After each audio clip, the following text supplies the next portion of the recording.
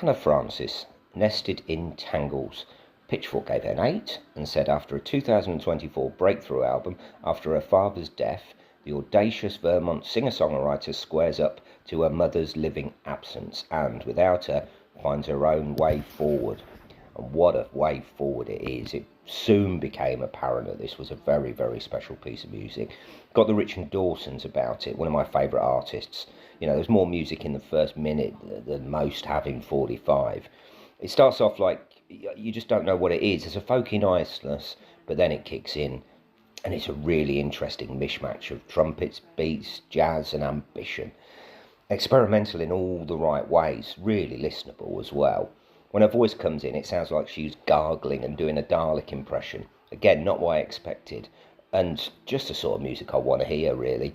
As good as an engaging first track as I've heard in the folk genre for some time, probably since Richard Dawson. You know, something has arrived here. You know, can it keep it up on track 2? Yes, it can. She sings properly and it's gorgeous and it's powerful. She's got that Richard Dawson guitar. I always say no one plays like him, but perhaps there is somebody out there who does. You know, it's a great song as well, full of mystery and cinema and country and jazz and trumpets. Track 3 starts off a little bit more straightforward, but soon takes a left turn. I am loving this a lot. Music made for all the right reasons. Yeah, things ease off and get a little bit less loopy mid-album. Tracks like Steady in the Hand are still beautiful, but they miss the oddness, and I do find them a little bit less interesting.